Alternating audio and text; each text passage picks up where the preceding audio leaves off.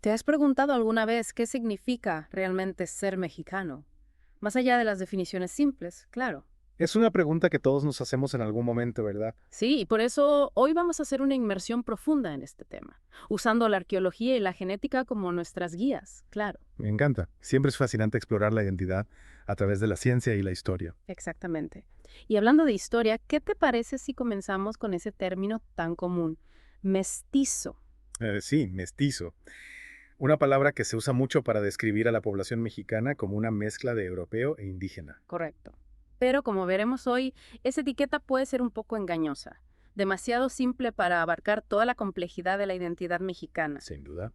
Y para esta inmersión nos basaremos en varias fuentes, incluyendo un video muy interesante de INA TV titulado ¿Quiénes somos los mexicanos? Un título que va directo al grano, ¿no? Sí, y el video explora a fondo este tema de la identidad mexicana, cuestionando muchas de las ideas preconcebidas que tenemos. Entonces, ¿cuál dirías que es nuestra misión en esta inmersión profunda? Sí. ¿Qué queremos descubrir exactamente? Bueno, queremos ir más allá de esa simple etiqueta de mestizo y comprender los múltiples orígenes del pueblo mexicano. Sumergirnos en la rica diversidad cultural y genética que revelan las investigaciones actuales. Exactamente. Descubrir las historias que se esconden detrás de los genes y los huesos. Me gusta eso. Historias ocultas en los huesos. Suena a una aventura arqueológica. Y lo es, en cierto modo. Pero, comencemos por el principio. ¿Cómo surgió este término mestizo? El video de Lina nos lleva de vuelta al siglo XV, a la época de la colonización europea. Ajá. Ya. Nos recuerda que la palabra mestizo no era simplemente una descripción neutral. Era parte de un sistema de clasificación, un intento de los colonizadores por categorizar el mundo, incluyendo a las personas en base a lo que ellos percibían como razas. Y esto se ve muy claramente en los famosos cuadros de castas, ¿no? Esas representaciones visuales de la sociedad colonial donde se categorizaba a la población americana según su ascendencia. Español e indígena daban como resultado mestizo. Español y mestiza producían castizo, y así sucesivamente. Una jerarquía compleja y rígida. Y no solo era una cuestión de nombres. El estatus social en la Nueva España estaba muy ligado a esta supuesta raza o casta. Claro, no era lo mismo ser hijo de españoles que en indígenas o africanos. Tu origen determinaba en gran medida tu lugar en la sociedad. Aunque el video menciona que existía cierta posibilidad de ascender en esta jerarquía. Sí, a través del matrimonio con españoles. Si una persona de casta inferior se casaba con un español o española, su descendencia podía subir en la escala social. Pero esto solo era posible si no había ascendencia africana, ¿verdad? Exactamente. La presencia de ancestros africanos era vista como un obstáculo para la movilidad social, Un reflejo del racismo profundamente arraigado en el sistema colonial. sin duda. Y a pesar de esta jerarquía rígida, el video destaca que la vida cotidiana en la Nueva España era mucho más compleja. Porque más allá del origen de tus padres, tu entorno social y tu educación también jugaban un papel fundamental. Imagina, por ejemplo, un niño de padres españoles, criado por personal doméstico indígena o africano. Su mundo cultural sería una mezcla, a pesar de su linaje europeo. Exactamente. Lo que nos lleva a cuestionar si esas categorías raciales eran tan rígidas como pretendían ser. Y con el tiempo, el término mestizo se fue extendiendo, abarcando a casi todos los mexicanos que no eran puramente europeos o indígenas. Como una forma de crear una identidad nacional unificada, ¿no? Sí, pero al hacer eso, se invisibilizó la enorme diversidad cultural que existía en México. Se ignoró la presencia de afromexicanos y otras minorías, homogenizando la identidad mexicana bajo la etiqueta mestizo. Simplificando una realidad mucho más rica y diversa.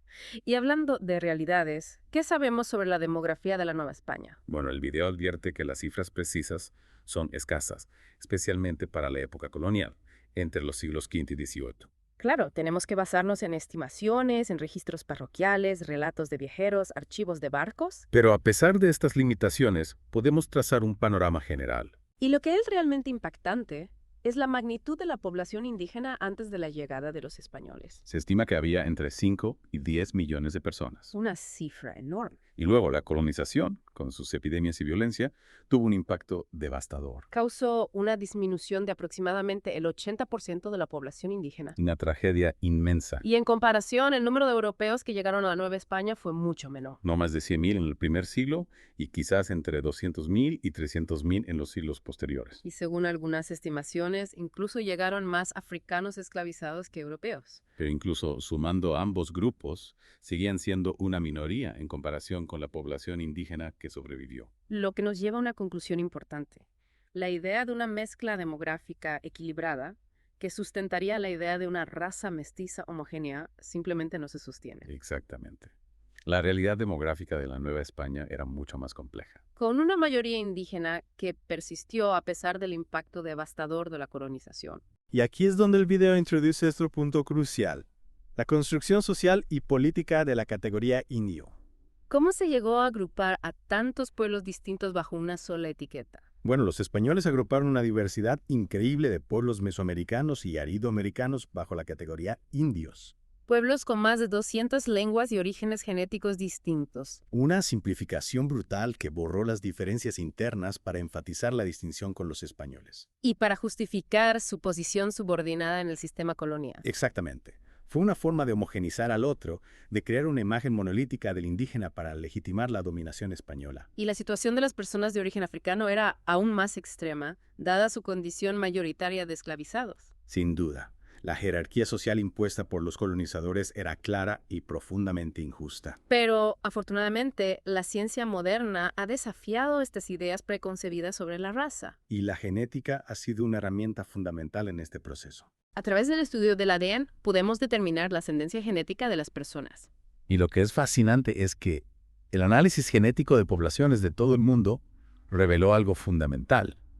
Todos los seres humanos compartimos el 99,9% de nuestro genoma. Somos una única especie independientemente de nuestras diferencias físicas. Imagina nuestro código genético como un libro enorme. Solo unas pocas frases nos diferencian visiblemente. El resto, el 99,9%, es prácticamente idéntico en todos los seres humanos. Lo que significa que las categorías raciales no tienen una base biológica sólida. Son construcciones sociales, no realidades biológicas. Y las variaciones que observamos, como el color de la piel, son el resultado de la selección natural y de las interacciones culturales, como las migraciones. Migraciones que han ocurrido a lo largo de la historia, con esas grandes oleadas de personas moviéndose por el mundo. Y hablando de migraciones antiguas, ¿has oído hablar de la paleogenética? Sí, la nueva ciencia del pasado, como la describe el video. Una ciencia que combina la genética con la arqueología y la paleontología para reconstruir la historia de la humanidad. Analizando el ADN de restos antiguos, como huesos y dientes. Es como armar un rompecabezas genético del pasado. Y el video menciona logros impresionantes, como la secuenciación del genoma del Neandertal y del denisovano. Dos especies humanas extintas que se cruzaron con el Homo sapiens en el pasado. Y gracias a la paleogenética, sabemos que la mayoría de las poblaciones no africanas tienen entre un 2 y un 4% de genes neandertals. Y algunas poblaciones del sudeste asiático, incluso un porcentaje mayor de genes denisovanos. O sea que llevamos en nuestro ADN la huella de estas otras especies humanas. El primer mestizaje, como lo llama el video. Una mezcla que ocurrió mucho antes de la llegada de los europeos a América. Donde, por cierto, ya existía una gran diversidad de poblaciones antes de la conquista. Lo que nos lleva a la investigación actual.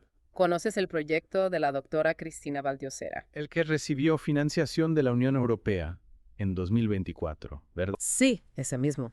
Su objetivo es descifrar la configuración genética del mestizaje en la Nueva España. Entendiendo esa diversidad de orígenes que existía antes y después de la llegada de los europeos.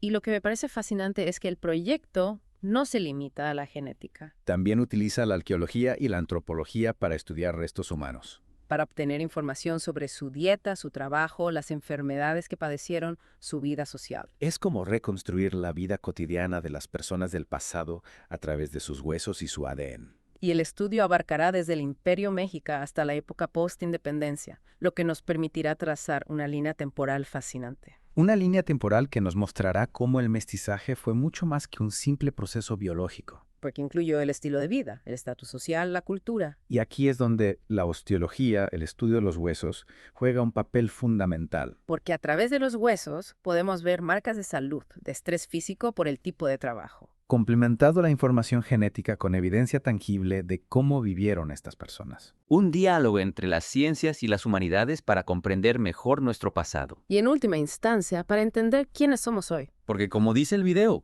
el pasado precolombino no solo está en los sitios arqueológicos, sino también en nuestros huesos y nuestros genes. Una ventana a la historia de nuestros antepasados, a sus historias individuales, pero también a épocas de desigualdad y racismo. Una historia compleja y fascinante que nos ayuda a comprender la identidad mexicana en toda su riqueza y diversidad. Y para ti que nos escuchas, esperamos que esta inmersión profunda te haya dado una nueva perspectiva sobre lo que significa ser mexicano.